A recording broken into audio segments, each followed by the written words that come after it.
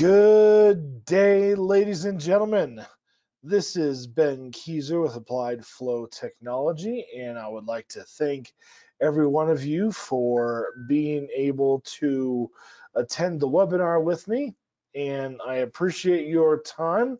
It's going to be exciting today. We're talking about how to create really useful reports from AFT software, and there's lots of different reporting techniques built in that we'll go through today. And so, as usual, before we kick things off, just like to give a quick overview of our various software tools that are available.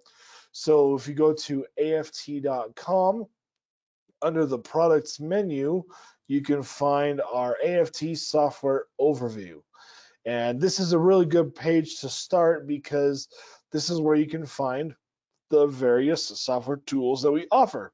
So we have AFT Fathom, which is for liquid piping systems. AFT Arrow is for gas piping systems. And both AFT Fathom and AFT Arrow are steady state flow modeling tools unless you are using the extended time simulation add-on module for Fathom and Arrow. I'm not going to get into the details of what that is right now. Just wanted to mention that it is there. Next, we have AFT Impulse and AFT Extreme. And Impulse is going to model surge and water hammer in liquid piping systems. And AFT Extreme models surge and gas hammer and steam hammer in gas piping systems. And so the key thing about AFT Impulse and AFT Extreme is that they are modeling fast surge transients where you have large or small pressures passing through the system very quickly that can potentially destroy equipment and make systems unsafe. So that is what Impulse and Extreme do. And those are our four primary AFT software tools.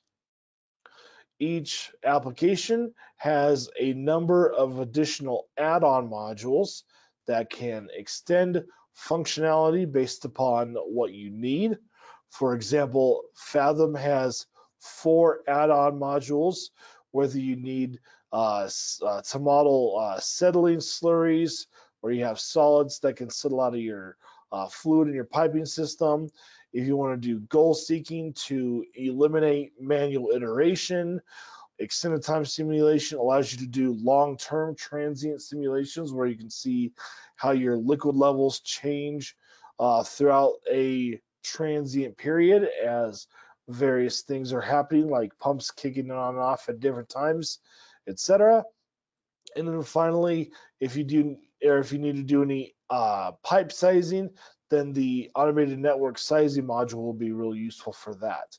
So be sure to go in and check out what those add-on modules can do, because they can really help you out in various ways. So Fathom has 4 modules, Arrow has 3, Impulse has 2, and Extreme has 1. And it's not intended to go 4, 3, 2, 1 like that. It just happens to work out that way. All right. One other note that I want to mention is if there are any software tools that you do not yet have and you want to try any of them out, please contact us and we'll be happy to help set up a evaluation license for you so you can take them for a spin and a test drive on your own. All right, so to get into today's webinar, I'm going to be talking about the various reporting techniques that are built into all of our software tools. This is one of the beautiful things about our software is that when you learn how to use one of the applications like AFT Fathom, you then know how to work with the other applications, whether it's AFT Arrow, Impulse, etc. And so all of these techniques that I'll be demonstrating today, you can do the same thing in AFT Arrow or Impulse or Extreme, and all of that capability will directly translate. So let's go ahead and get started. This is a model example of a piping system where I have 3 pumps operating in parallel. I've got a handful of control valves and heat exchangers throughout the system, and it's a very simple closed loop network. And this is a example that I've demonstrated before on how to use the automated network sizing module to help you with pipe sizing. And I've already sized the pipes. So this is where all the pipes are sized as well as the pumps. And that is going to be my starting point for today. So here we have a primary circuit for heat exchangers, and then we have a secondary circuit over here where this is really an expansion to the system. And we have a handful of scenarios. So we have our base scenario, which contains just our base pipe sizes and pump curves and whatnot. And the 3 children scenarios that I specified was where I'm going to change the pump speed for all 3 pumps. So the first one, pumps are set at 100% speed. Second one, the pumps are at 95%, and then 90% speed accordingly. Okay, so before you go into looking at your model and running this, I want to allude to the Visual Report tab very briefly. The Visual Report tab is a really useful way of being able to show your various results right on top of the model itself. So if you're trying to show, 3 or 4 or maybe 5 different parameters for your pipes and junctions, when you have a system like this where things are fairly close together, it's going to be a little bit cramped. So what I like to mention is when you draw the piping system of your model, be sure to draw things as being, further spread out. That way you can easily fit your various resulting data points on the model on your workspace. Now, there is an easy way to help you with spreading out your system if you've already built it like this and things are very close together. So the first tip that I want to give you is how to scale up your model. So if you go to the Arrange menu, I'm going to turn on the grid first. That way you can see where things are at. And now that the grid is turned on, I'm going to go back to the Arrange menu, and then we're going to choose Scale/Flip Workspace. So this is where you can flip the workspace upside down if you want. I'm going to use the scaling option. Nothing is selected. I'm just going to scale everything, and I'm going to spread it out by 100%. So I'm going to scale it up, make it twice as large. So now you can see how this spreads out your piping system more, where you can have a better chance at fitting in any type of results data that you want for your pipes and junctions when you get to using the visual report later on. So that is all spread out, and now I'm going to turn off the grid. And before you run your model, it's really important to check your data and make sure that your input is correct. Multiple ways that you can do that. One way is you can simply hold your right mouse button down on a pipe or a junction, and it will display your input data accordingly. And if you already have ran your model and you have output data, it will display that as well. And so you can see that I've got input and output data for my pipes, my pumps, my elbow junction, etc. Similar to that, you can click on the Properties tab in the Quick Access panel, and when you select a pipe or a junction, it will also display your input data and your output data. So here's all that information right in here. So those are 2 ways to be able to quickly scan and see what your input or output results are right on top of the workspace itself. So you've got holding the right mouse button down, and then also here in the quick access panel. Now there's a more efficient way when you're trying to track all of your input at the same time. That's where you want to consider using the model data window. The model data window is a tabular format for all of your model input. And I always like to use the scaling tool in the bottom right-hand corner to make the text size a little bit larger. And so now you can actually see what's going on there. So let's break it down and jump into this to see what's going on. For right now, I'm going to collapse the quick access panel by clicking on the thumbtack in the upper right-hand corner.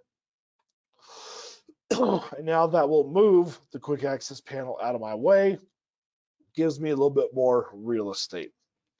So what I want to talk about first are the 3 sections. So we have 3 sections in the model data window. There's the general section, pipe section, and junction section. Each of these 3 sections can easily be resized accordingly. You can also collapse them. That way you can focus on one section or the other. And so when we start off here in the general section, this is just basic information. Your model file name and where it's saved on your computer, how many pipes and junctions are in the model, your tolerances, your fluid properties, etc. So all that information will be there. If you have gone into any pipe or junction and onto the notes tab, this is where you can type in some notes. Here are some notes about this pipe. And we click OK. Go back to the model data window. Any notes that you have will appear in the notes tab. So this is a great way to be able to document your input and where it came from. So maybe you're specifying what drawing references you're using for each individual pipe or junction potentially. So all that information will show up there in the notes tab, etc. The pipe section contains all of your various pipe results, and you can easily spot mistakes or typos when you look down this list. Things like unit inconsistencies, numbers that are off by huge orders of magnitude, etc. And you could also, if you've lumped in any fittings into a pipe, right here on the fittings and losses tab, you will see the K factor be populated with a non-zero value, but then you'll also see the summary of all those fittings on the second tab. Then finally, we have our junction section. This just contains your input for all the various junctions. And I want to stress that the model data window is going to be one of your best friends, because this is where I find issues with models all the time, where if it's not going to run for some reason, or if it has problems converging, 9 times out of 10, it's due to input errors. And this makes it really quick and easy to find any potential input errors in your model. Now, as you're going through this list and you're looking at things, the default is that we are not showing every potential input parameter for your pipes and junctions. So the next thing I want to show you here is the model data control button. So if you notice, there are 2 toolbars. The one on the top here, this is the main toolbar, and this stays the same no matter which window you are located in. So any of these primary windows that you're located in, the toolbar on the top stays the same. The secondary toolbar, this is the primary window specific toolbar. So this would be called the model data toolbar because I'm on the model data window. If we go back to the workspace, this is called the workspace toolbar because I'm on the workspace window. And there's a lot more stuff on there. So the secondary toolbar changes depending upon which window you're in. So this button right here is the model data control. This is where you will specify which parameters are being displayed. As you can see here, for the piping parameters, there are 51 input parameters available that you can look at. We are currently only displaying 13 of them. And then on the right-hand side is your junctions. So for your junctions, you have to specify a specific junction first, and then you can pick and choose which junction parameters you want to display. So for elbows, there's 20 available. We're showing 9 of them. So if you want to go all out and show everything, you can just click on all. Now you'd have to change to each different junction and click on all accordingly, just like how I'm doing. And then you'll be able to show a lot more detail and get a full printout of all of the information in your model. So now for my pipes, you can see there's a lot more information now. And oftentimes there's nothing there. So you really don't have to include columns when you know that there's nothing there. But this is a great way to start off when you're troubleshooting a model, because you can see if you do have some sort of random value somewhere that's not supposed to be there. That's going to give you an indication where you might have a problem. So all that data is available here in the model data window. Okay, once you display the desired parameters for your input and output, for your input, you might want to copy and paste that input data into a spreadsheet. And this is really easy to do. All you need to do is click on the header where your column headers and your row headers meet. And when you do that, it will select all of the data in that table for you. Once that data is selected, you can just hit Control C on your keyboard to copy that data and then paste it right into Excel. And so it is as simple as that. So getting your input information into Excel is very simple. This was for the piping parameters. You can also do the same thing for the junction parameters accordingly. That's definitely something that you're going to want to know how to do, because later down the road, maybe you want to import changes to a model from Excel. Well, this is how you can easily get your pipes with their respective pipe numbers into your spreadsheet, so you can set things up to transfer in change data from Excel into your model. Not going to demonstrate that today, but just as long as you know how easy it is to just copy and paste that data right in, you'll be good to go. Now, one other thing I want to touch on with the model data control is that there are several tabs that you can look at. So the show selected pipes and junctions, there's only 35 pipes in my model, so that's not too bad. But if your model had several thousand pipes and junctions, and you only cared about looking at maybe 50 of them at a time, this is where you can turn off data for various pipes as well as junctions. So that way it may or may not be showing everything at once. The scenario format allows you to show ancestral scenarios to your existing scenario that you're in. Because I am in the base scenario right now, there's no scenario above the base. So this is the first parent of the model, so it's not going to have any use for the scenario format. But if I wanted to go into the quick access panel and I wanted to load one of the children's scenarios and compare any of these child scenarios to their parent scenario, then that's what that multi-scenario input is for. So just keep that in mind.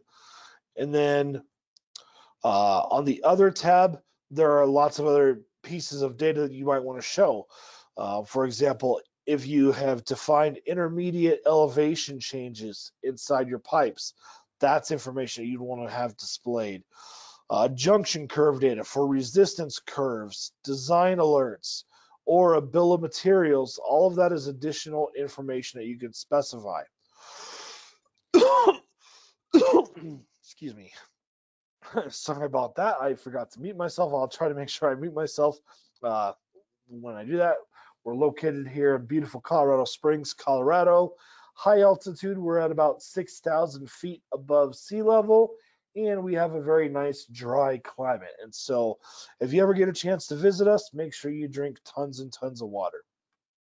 Okay, now once you have all of this set up, you might want to be able to let that be a template for other models so that you don't have to go in and reset these lists every single time. So once you get it set up, I would recommend clicking on Save Control Format. You would give it a file name, and then in your other model files, you would click on the Load Control Format button, load in the file, and then that way you'd be able to have the same parameters already ready to go. That way you don't have to check these off accordingly. So that's a useful tip there. And then one other thing about when it comes to printing your input data, the button right here is called the Model Data Print Content. So this is pretty much where you're going through and specifying which sections of your model data window you want to print out into a PDF. So if you want to include everything, you can just click all. You can set your font sizes, etc. Start each new section in a new page if you want. And now if I go to do a print preview, you'll be able to see a PDF of your report and what it's going to look like. So this is a nice 51-page report that documents all of the entire model input information for your model. Now, this may not be as useful with all of these blank columns there, so I would recommend turning off those specific parameters that you have blank data for, and that way it will reduce the page count for sure, but also it'll help you be able to focus on the parameters that are actually specified in your model. So that's what a PDF would look like if you printed out your model data input. Okay, that is the model data window. One note about all of these different tabs, they support docking. So I can dock this over to the right-hand side if I want, and I can zoom to fit my workspace. That way you can look at both your model and your model data at the same time, or you can pull off an individual tab onto a separate monitor, and that way it supports the dual monitor usage. So if you have 5 monitors for your computer, you can pull off each tab into its own separate monitor, which would be pretty helpful. So you might need to get some more monitors. It looks like I might need to. I only have 3. Okay, give me 1 second. All right, so that's the model data window. Next thing, let's talk about the output window. And I already ran the 3 scenarios that I care about right here. So what we want to take a look at is the results for the top 100% speed scenario first. So in order to load a scenario, just double click on it. And when you see a green circle with a check mark, that means that that is the scenario that you're currently reviewing and editing. Okay, here is the output window, and it looks very similar to the model data window. I have the same three kinds of sections, general section on the top, pipe section in the middle, junction section at the bottom. They all support the same resizing and collapsing capabilities. So none of that is different than what you've seen on the model data tab. You can see that you have very similar information for your output. One thing that's nice is that it will tell you what your minimum and maximum static pressure are in the model at the bottom of that table. So that might be something that is worth noting. And so those are the three sections. If you get everything collapsed and you want to re-expand everything to their original size, you can simply click on this button on the far right of the output toolbar, and that will re-expand everything accordingly. Okay, let's talk about the order of parameters that we have here in this list. One little tip that I have is that you can reorder your parameters by simply clicking a column and dragging it to the left or the right. So that's one way that you can reorder parameters. You can also change your units by double clicking on a column header and then changing your units to whatever you want. So that's one way to reorder and change your units of your parameters. One second. All right, just like how we had a model data control window, we also have a output control window. The output control is where you would dictate which parameters are going to be displayed for your results. So here, this is split up into a whole bunch of different buttons going across this display parameters tab. So let's start with pipes. The pipes tab has a total of 91 parameters that are available for you to choose from. We're not currently displaying all 91 parameters by default. To add a parameter, simply double click on it, and that will add it to the list on the right hand side. And once you add it to the list, then this is what's going to be displayed in the middle piping section right there. Another thing that is really helpful is the description field. This tells you what that parameter is. So it's very often that you're not going to have to do additional calculations outside of the software, because chances are we've probably already got any parameters that you might be interested in most of the time. One of the common ones that you might wonder if we have is pressure gradient. And so we have the pressure gradient where you can set your pressure drop over a unit length. This is the other way that you can change your units, is with the drop down menu. So you can do PSI per 100 feet, PSI per foot, pounds per square foot per foot. There's a lot of different parameters and units that are available. So whenever you need to do different units, different parameters, check the list first and use the description field to see if that's what you need, and then you can change your units. So when I'm working with this, because I usually don't use custom pipe names, that's a parameter that I will usually remove. So I can select parameters I don't care about looking at, just like this. And we'll remove those parameters. Let's say that I want to do another volumetric flow rate parameter, but in gallons per hour as well as gallons per minute. You can do that. You can add the same parameter as many times as you want. You can reorder it by dragging it up and down. So this way I can do gallons per minute, gallons per hour, and maybe gallons per day. So this is very customizable with how you want to reorder your various parameters and your different sets of units. And you can get very creative with how you want things to be set up. Now, I want to talk about these other buttons next. So if I click on the junctions button, this is going to display a whole bunch of parameters. There's 33 of them.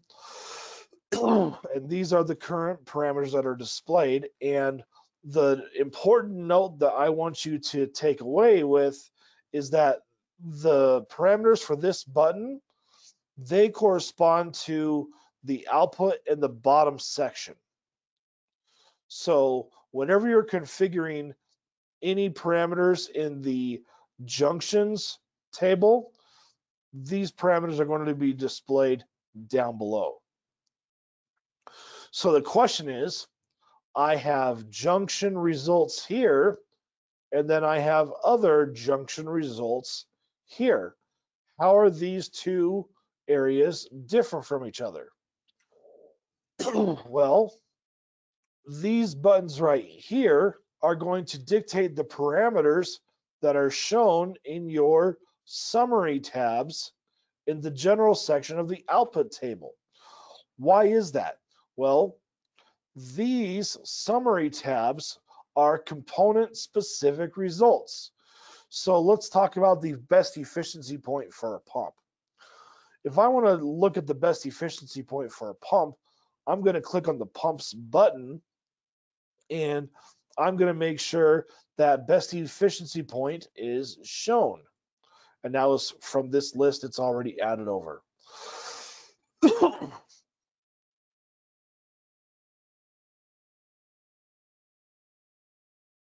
The best efficiency point means nothing for a valve or a heat exchanger. So you're not going to find best efficiency point in the junctions section. You're going to find that in the pumps button for the pump summary tab at the top. Similarly, if you're trying to get a CV value for a control valve, CV values mean nothing for heat exchangers or pumps. So accordingly, you're going to find that in the valves button, as you can see, CV right here, and that's going to be displayed in your valve summary tab. So that's how those two sections are different. So just a very quick review. I'll color code this. So here, any results for the junctions, these are common junction results that apply to all junctions. They're very basic. Those will be displayed in the bottom section. Any of the component specific results will be specified with the buttons, and they will correspond with the summary tabs in the top section of the output table. Okay, once you get everything all set up for whichever parameters you want to display, you can also save a control format, just like how I was talking about that with the model data window. One second. So your control format file is where you can maintain continuity of reports with all of the other users at your company. So you can set up your output table however you want, whatever parameters, whatever units you want to use, save it as a control format, send your model file and the control format file to the other users, and that way they can load it right in and they'll be able to look at the same list of parameters that you'll be using. So I'd recommend using those control format files. You can also set it as your default. That way, any model that you work on your computer will have the default list of parameters. If you somehow get it messed up, you know, by clicking on Fathom Default, you can always go back and click on User Default, and that way it'll set things back to how you set them up previously. So that's a good way of being able to maintain some quality control on your reports that everybody is using. Okay, couple other things I want to talk about with the output control window. In the general tab, there's this solution balance summary.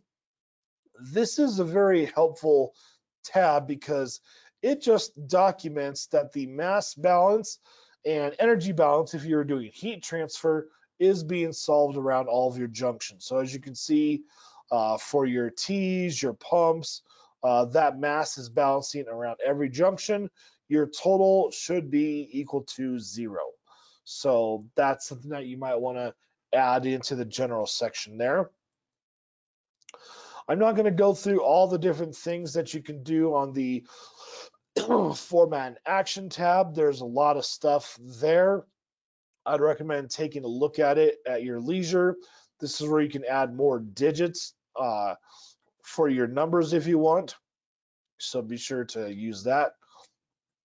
Show pipes and junctions is the same sort of thing like with the model data window, where if you've got thousands of pipes and junctions and maybe you only care about the results for 20 or 30 of them, you can ignore pipes and junctions results accordingly. Now, junction deltas is something that is not very often used, and this is something that can be really insightful. So let's go back to the workspace really quick here. Let's say that you want to be able to get the pressure drop from the outlet of this T to the inlet of this T. And you might want to know what's the pressure drop between those two junctions. Well, if I go back in to my output control window, which can be also accessed from the main toolbar, that way it's always visible for you. I can do my junction deltas, and if I start from junction 13 and then I go to junction 20 and then I add those on here, this is going to give me my pressure drop between those two junctions. So now when I click OK and I go to the output table, there's a new tab for junction deltas, and there it is. So when you're trying to figure out what the change in a certain parameter is from one point to another point, just at a high level, junction deltas might be a useful way to help you see those changes. Okay, I'm just going through my notes here really quick. Okay, one other thing right here that I want to talk about is multi-scenario output. So let me go to my pump results and my pipe results. So these results I'm looking at right now are only for the 100% speed scenarios or scenario.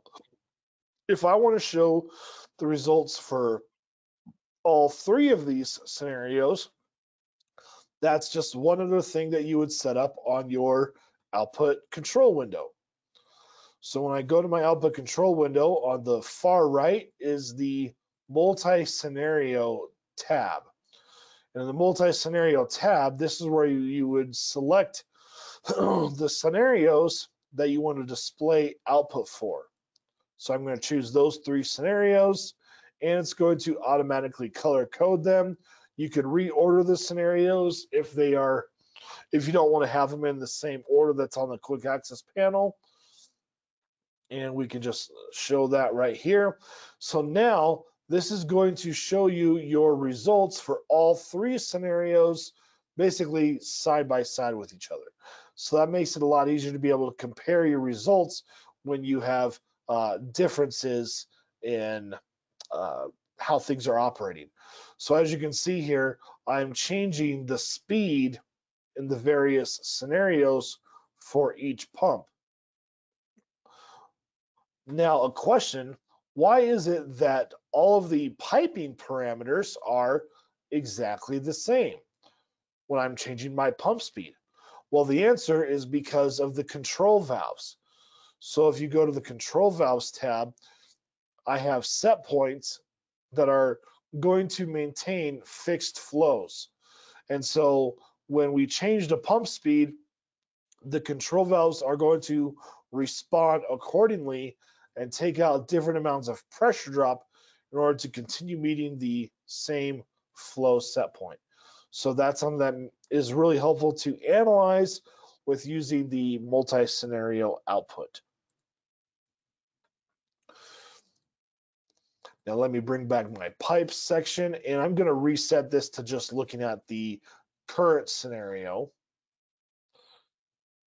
and show a couple other things. Sorting your results can be really beneficial.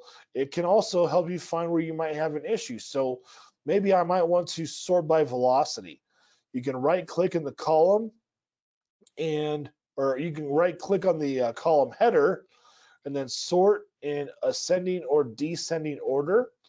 That way you can easily see what your full range of velocities are, or maybe you want to see your range of pressure drops in the pipes. So the highest pressure drop in the pipe is 3.5 psi, etc. So that's how you can sort things very easily. You can copy and paste your results in the same way. So I might want to sort by pipe number.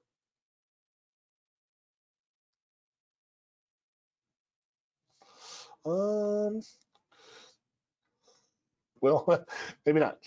Anyway, I can click on the corner where the column and row headers are meeting, and I can copy that data, and I can paste this right into Excel, just like how we did with the model data window before.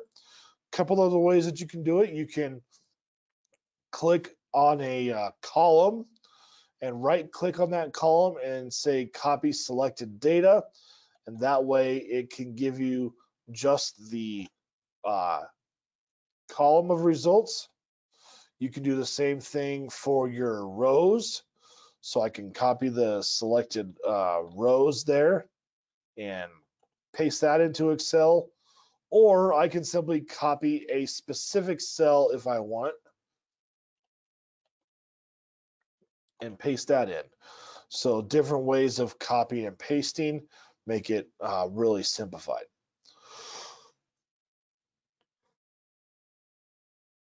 Okay, so one other thing here that you can do is you can set up your output print content similar to the model data print content, and this is where you can specify which fields for your output results are going to be included. And look at this, you can also include your model data with the output window. So there's no need really to have to go in and set up your output content for your model data window separately. You can print it right with your output report as well. And so this will generate a PDF just like the one that was shown before. And that is your output window. So pretty easy to configure, and you can also change the colors on these. So if you want to change the background color to your favorite color, for me it's blue. You can go in there and do that, and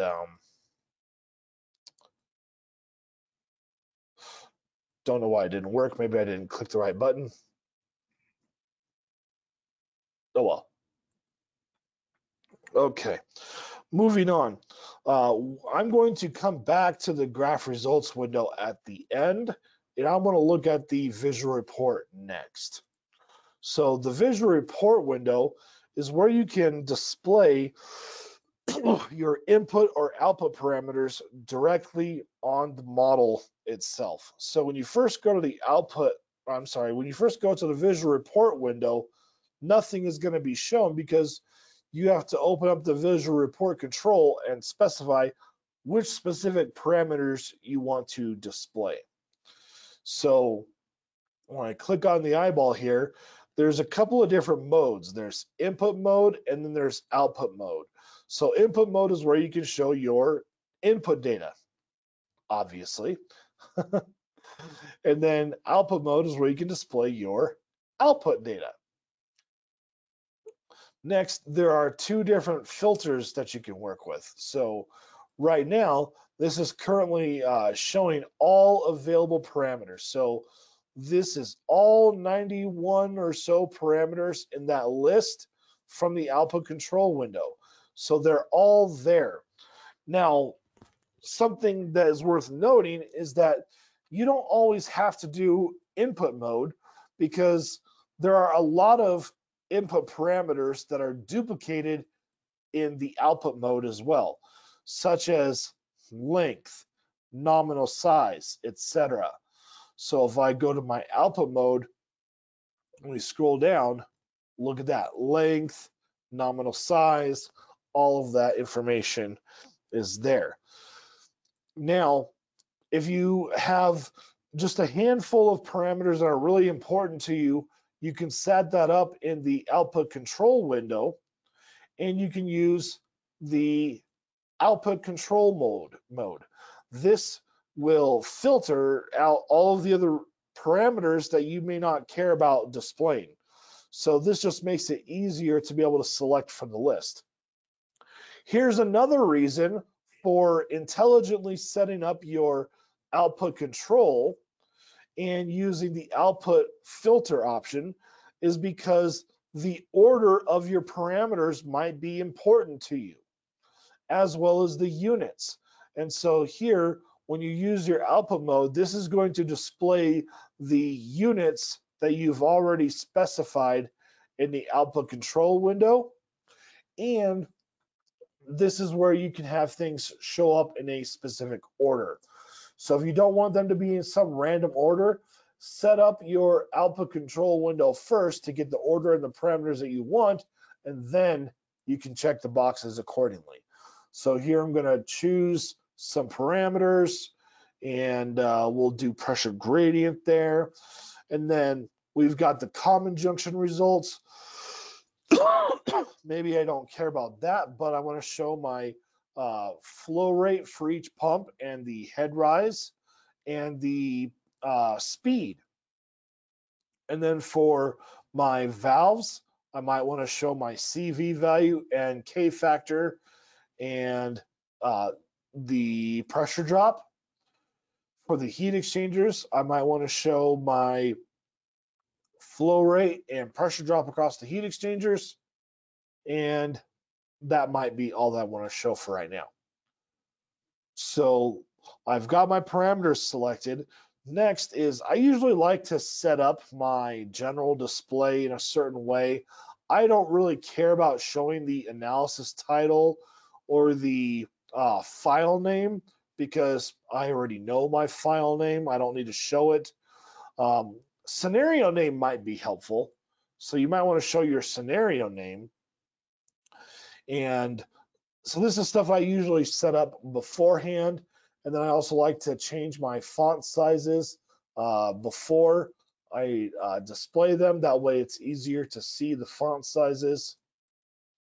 We'll just make all these 20 here. And then we'll click show. Now, as you can see here, all of these parameters are strewn about when I scaled up my model. So there's a really easy way to get these parameters back where they're supposed to go. You just go back in to the visual report control, and then from there, click on this button to reset locations. So when you reset the locations, it's going to put them back where they're supposed to be. I can click and drag the legend where I want it and maybe my scenario name. So now things will be displayed a lot in a lot more useful of a fashion. And then you can click on the font increase icons to make your font size larger. And then it's just a game of dragging around your labels so they're not being covered up by your pipes. And usually I'll try to stagger them, for vertical. So I might put my pipe results below the pipe like this, and then my junction results above the junction. That way it just cleans things up a little bit better. Now for this one, I might put that guy up there and then do something like this.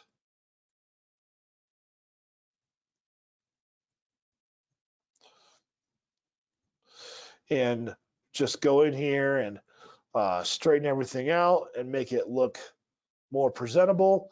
This is probably one of the best ways of being able to show your results for reporting purposes right on top of the model itself, because this makes it really easy for someone who is maybe not familiar with your system to be able to follow along with what's going on in your model. Just here's the parameter, and there it is. Now my pump parameters are not being shown for some reason, and this is why. So I wanted to show the show selected pipes and junctions next. This is more complicated than the show selected pipes and junctions from the previous two windows that we looked at before. So let's break this down. We have pipes on the left, junctions on the right. And for each of them, we have 4 columns. There's the pipe number itself, the name of the pipe, the data value, and then the graphical pipe itself. So usually this is something that you might do a lot more with your junctions. So if we take a look at our, well, let's just show what it would look like if we did everything. So if I selected all of the junctions and turned on data for all of them, it could really, well, it could show a lot more data. Let's do the name. Let's do everything and for the name. So it really starts to clutter things up because, I don't care that it's called T or Y or elbow, stuff like that. And so this is stuff that I might want to hide. I don't care about showing the name for the branch junctions or the elbow junctions or for the T junctions. So that's where you can easily dictate which pieces of data by type that you want to look at. Now, I'm not going to show the name for any of the junctions, but for the data, I have specific ones for data that I want to show. And as you can see, right now it's showing the pumps and then the heat exchangers and the control valves. If I had common data for loss factors or pressure drops, you would see that on the elbows, and that might be something that you want to either show or hide. But then what's the K factor for a T? Well, there is no K factor because it depends on if you're modeling a detailed T or not and what leg you're referencing for the losses. So you might not show, a not applicable parameter for your junctions. All right, now that we have that set up, let me show you the color map. This is where you can color code your various pipes based upon different parameters. So Maybe you want to color code things by velocity or maybe flow rate. That way you can easily see what the differences in flow rates are, and that will color code your pipes based upon the parameter. So this is a really useful way of being able to show lots of information right on a single page. You can also put annotations on the visual report. The magnifying glass is really useful because when you turn it on, put your mouse over a pipe or a junction, and that will magnify the result. So when you're given a presentation and you're trying to show people in the very back of the room, you can use the magnifier, and that will help them be able to see the results a lot better. Okay, so that is the visual report. Next, back onto the graph results, or onto the graph results window here. So if you've never used the graph results window before, this field is very helpful.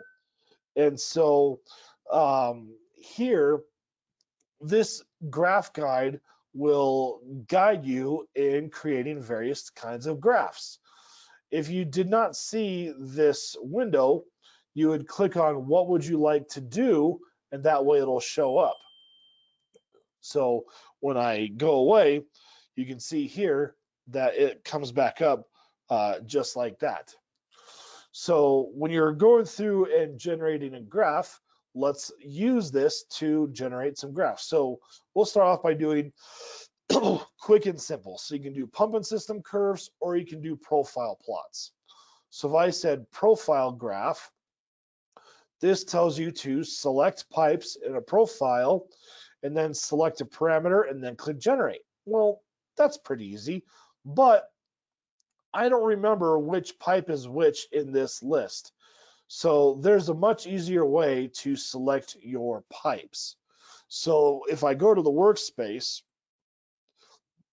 there are different ways that you can select these. You can obviously select objects by holding your control key down and clicking on things one at a time. But it's really hard to get your pipes when you're doing that. So I like to click and drag. So here, if I click and drag from left to right, you'll see that it brings about a dotted black box. This will only select objects that are completely within the box. If I go from right to left, it will select objects that are not only completely within, but crossing the boundaries of the box. So you see how it got some extra pipes there. So what I'm going to do is I'm going to select a flow path. And when you're doing a profile plot, your flow path has to be continuous. That means that you can't skip any pipes like this. I have to make sure I get every pipe. You don't have to get all your junctions. Junctions don't have to be selected. We'll still calculate, or you'll still be able to see the pressure drop or pressure increase across your various junctions accordingly, but you don't have to select them. So that's a little bit less than you have to do. So here's a flow path. Next, I'm going to create a group. I'm going to go to Edit, and then Groups, and Create.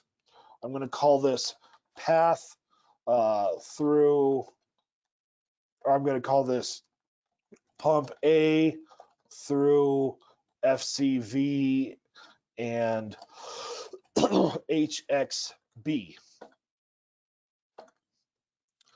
Now I'm going to change up my selection, and I'm going to get the outer path right here, and I'm going to create a group for that. So this will be called Pump A through FCV and HXD. So those are two individual groups. You can create as many as you want. All right.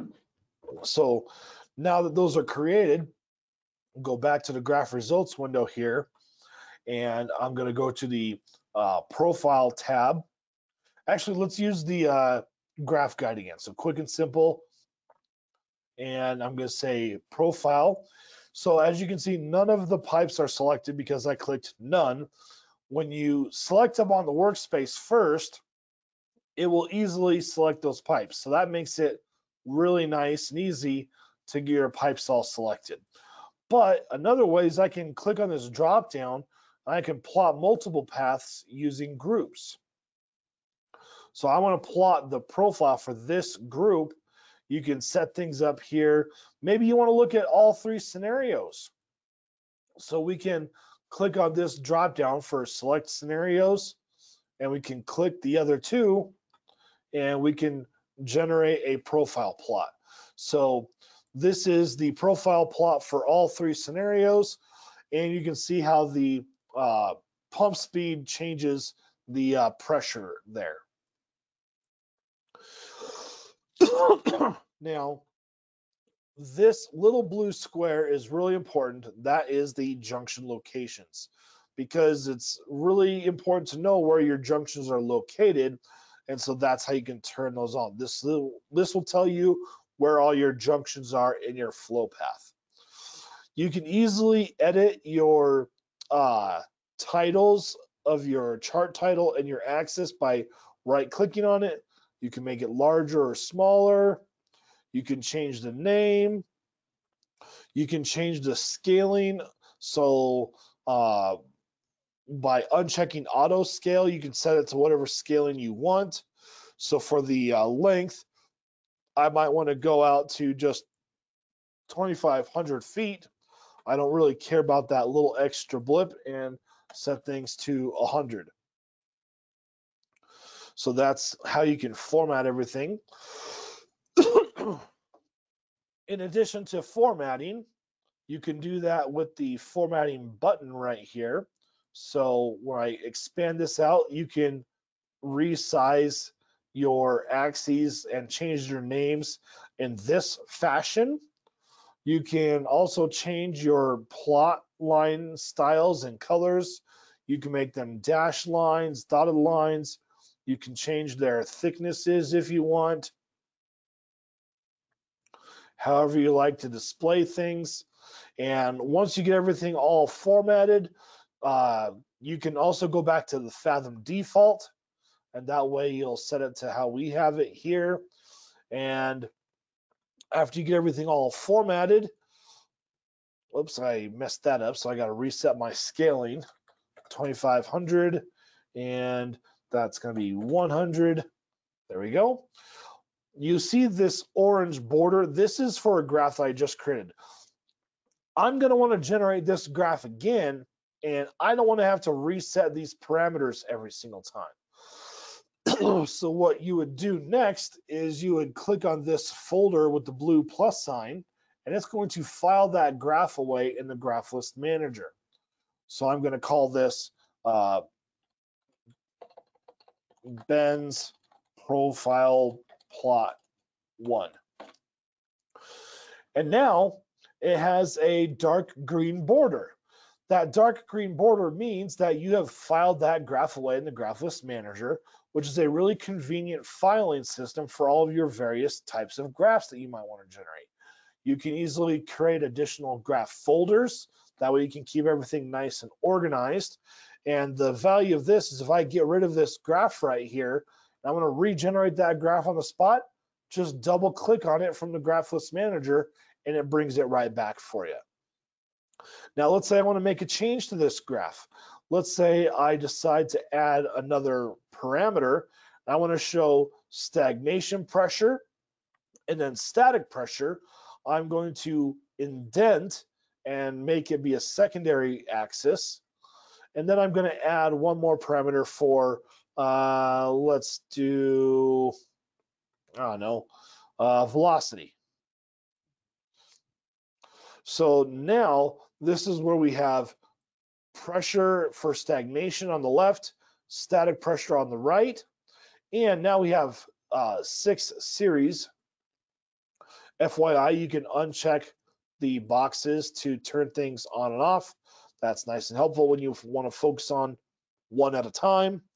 And then we have velocity on the bottom. So now you can see here that we have light green. What that means is that you have made a change to a graph list item and that change has not been kept yet. So if you want to update a graph list item and keep that change, then that's where you would click on the folder with the green circle in the middle here. So now whenever I regenerate this plot, it's going to regenerate it like this. So that's when it turns light green, even if I move this, just go back in and update it, and that way it will keep the update that you did. Same thing here with changing the scaling. And so now I just need to update that. Now, your graph list item is not saved until you save the model. So when you save the model, that's when your graph gets saved as well. A few other tips on the graph results toolbar here. The crosshair is really helpful because you can move your mouse. Wherever you put your mouse, you'll see it denoting what the X value and Y value is at the tip of the mouse, wherever they cross at. And then when you are going by an actual data point, you can see the data point in a text bubble, just like so. Now, if we click on this button right, oh, not that one. Let's click on this button right here. That's show data. So if we click on show data, this is where you can show all of your data for each series. So let's say I want to expand one of these series plots. I can click on these data points and that puts a bubble wherever I want to see it. So let's say I want to right click and find the maximum. So it just found the maximum value right here. I can right click on this and I can convert it to an annotation. So now that way I can always keep that value highlighted. Let's say I want to do the same thing for this one. I can convert that to an annotation. So annotations are really helpful ways to be able to highlight specific data points on your various graphs. Same thing for maximum velocity. I can convert that to an annotation as well.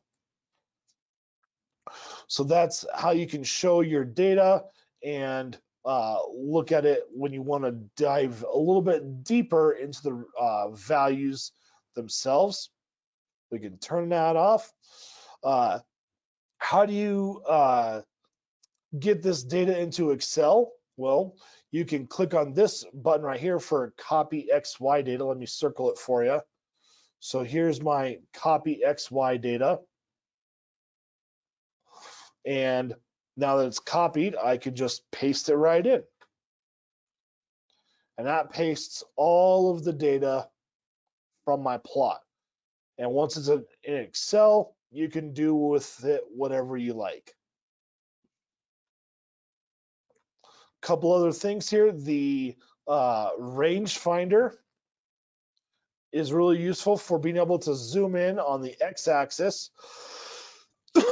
So I can make the boundaries shorter, and then I can drag this along and zoom in to various points along the x-axis accordingly. That's the range finder. And then, of course, you can use this button right here to copy the graph itself, the graph image, and you can paste that into a Word document or a PowerPoint or Excel, whatever you want. Okay. So that's a lot of stuff on using the graphing capabilities there and doing the multi-scenario graphing, really important. Give me 1 second.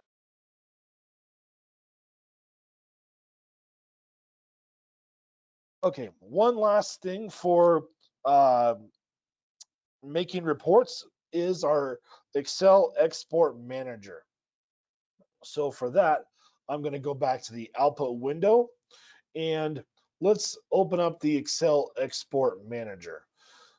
So this is where you can export specific pieces of data automatically into Excel. So how do you start out? You just click New, and you can do this in several ways. There's different types of exports. There's single value. What in the world is that? Well, I want to export the flow area of pipe 1 into this specific cell. So that's going to go right here in that mock spreadsheet to show you where that data goes. If I turn off the header and units, you can see that it's only going to do the value.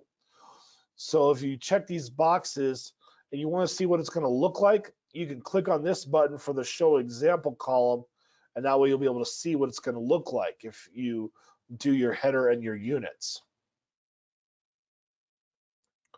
All right, so that's single value. You can do a column of data. So maybe I want to do all of the pipes, columns of data for, let's say, velocity. And I want to put that in column E. Well, I would specify a starting point, and it will calculate a endpoint based upon how I have things set up. So that's a column. You can also do rows. Let's do a table. So if I want to put the pump table in here, I can change this to pump summary. I'm going to put the whole pump summary table in there, and I'll put this in column I1. That's going to take up that portion of data. Finally, if you create graph list items like how I was demonstrating, you can also export that data as well, however many plots you have. So maybe I want to put this in column I7. So here we've got this all set up. You can either have it create a brand new workbook or a previously saved one or one that's already open. I'm going to just keep it as create new workbook. You can set things to automatically export after you run your model, or you can export it right now.